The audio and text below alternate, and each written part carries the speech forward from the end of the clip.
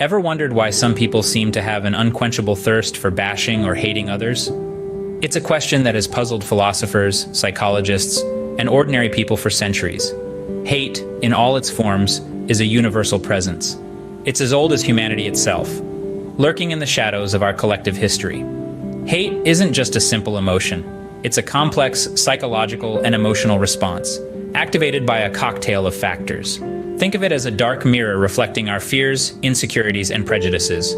It can be triggered by anything from personal experiences to societal conditioning to biological predispositions. Bashing or hating another person isn't just a personal act. It sends ripples across our communities, shaping our societies and even influencing the course of history. Yet despite its widespread presence, understanding the nature of hate is no simple task. It's a complex issue, with roots in our psychology, our societies, and even our evolution. Diving into the human psyche, we find intriguing reasons behind hate and bashing. It's a complex labyrinth, one that psychologists have been trying to decipher for decades, leading to remarkable findings. Let's explore some of these. Hate, it seems, is often driven by fear. It's a primal response. When we perceive something as threatening or unfamiliar, our instinct is to protect ourselves. This can manifest as fear, which, if left unchecked, can morph into hate. Think about it. When we don't understand someone's beliefs, actions, or lifestyle, it can be easy to slip into a pattern of fear and subsequently, hate. Then there's jealousy. It's said that comparison is the thief of joy, and in this context, it can also be a catalyst for hate. When we see others possessing what we desire but don't have, it can breed resentment, leading us to dislike or even hate them. Intriguingly, psychologists have found that hate can also serve as a defense mechanism. It's a psychological shield, if you will. When we feel inferior, belittled, or threatened, our minds might respond by fostering hate towards the perceived source of these negative feelings. It's a way of regaining control, asserting dominance, and protecting our self-esteem. Recent studies have further revealed how our brains process hate. It's fascinating, really. The areas associated with aggression and negative emotions light up when we are consumed by hate. The same regions also play a role in forming judgments, suggesting that hate could be a distorted form of judgment. So, what does all this mean? Well, it underscores the complexity of hate. It shows that hate isn't just a simple emotion, it's a convoluted reaction entwined with our survival instincts, perceptions, and cognitive processes. So, it appears hate can be a twisted form of self-protection. It's a defense mechanism, a response to fear and jealousy, and a way our minds try to regain control and assert dominance. It's not an excuse for hate, but it does offer a window into understanding its roots. But it's not all psychology. There's fascinating science at play when we hate or bash others. Let's delve into the intricate world of brain chemistry, hormones, and even genetics that contribute to this powerful emotion. Our brains are complex machines, and hate is a result of a fascinating interplay of various factors. When we experience hate, there's a surge in the chemicals dopamine and norepinephrine in our brains. Dopamine is often associated with rewards, giving us a certain high. Norepinephrine, on the other hand, heightens our focus and attention, preparing us for action. Now let's talk about the amygdala, a small almond-shaped region in our brains that plays a key role in processing emotions, including fear and aggression. When we hate, this region lights up. It's like a little hate headquarters, directing the rest of the brain's response. But what about genetics, you ask? Well, research suggests that our capacity to hate may be influenced by our genes.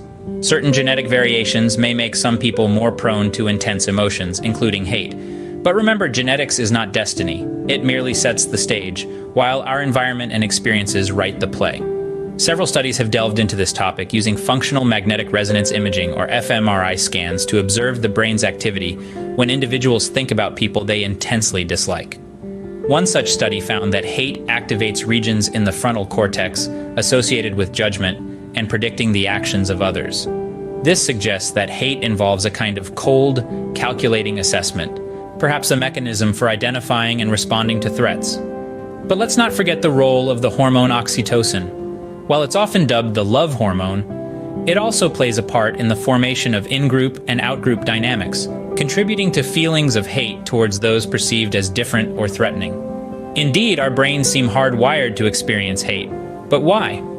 As we continue to unravel the mysteries of the human brain, we edge closer to understanding the roots of this powerful, destructive emotion. And with understanding, perhaps we can find ways to mitigate hate and foster more compassion in its place. Hate doesn't just exist in a vacuum. It has profound effects on our social interactions and societies.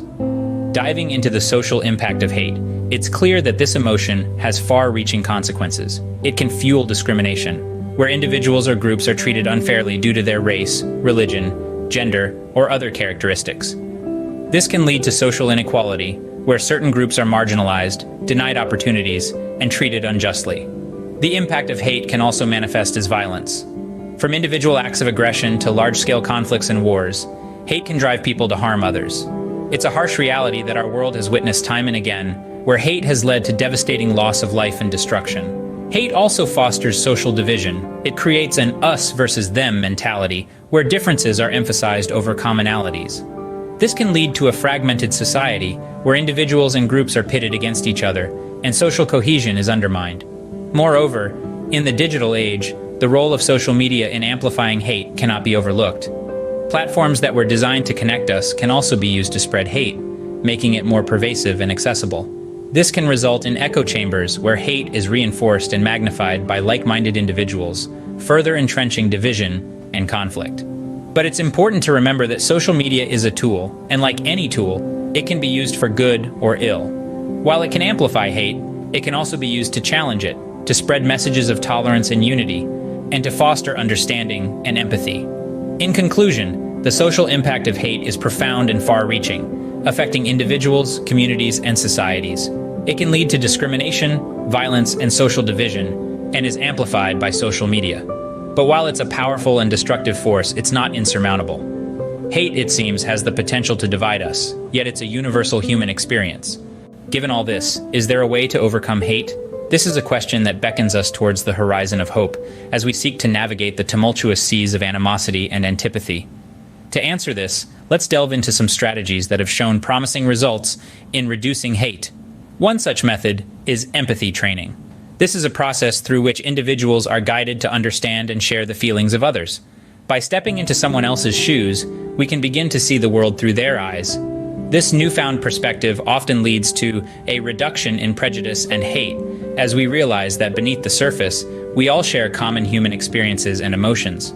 Another approach is exposure to different perspectives. This is not about agreeing with every viewpoint we come across. Rather, it's about broadening our understanding of the world and the people in it. By engaging with diverse perspectives, we challenge our preconceived notions and inherent biases.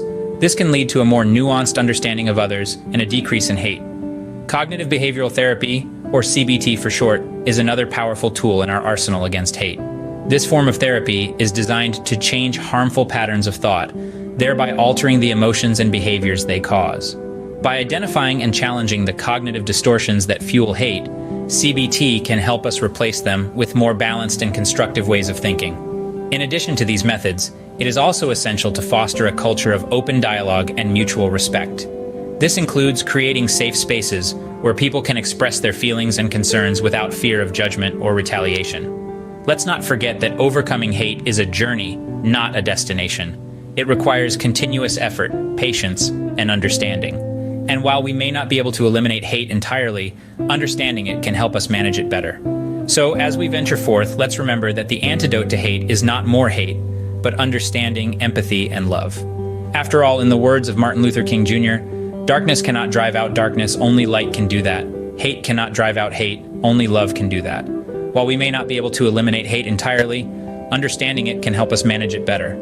So, what have we learned about the nature of hate and bashing? From our journey, we've seen that hate is not just an emotion, but a complex psychological response. It's a reaction that comes from fear, a sense of threat or harm, and a lack of understanding. We've also dived into the science behind hate, discovering that it's not only psychological but also biological. Our brains are wired to protect us, and sometimes that means creating an us versus them scenario. But the impact of hate extends beyond the individual. It seeps into our social fabric, causing divisions and conflicts. Yet it's not all doom and gloom. We've also highlighted strategies to overcome hate. Empathy, understanding, and communication are our most powerful tools in this battle. So let's remember this. Hate is not inherent, it's learned. And what can be learned can be unlearned. In understanding hate, we take a step towards a more empathetic, understanding world.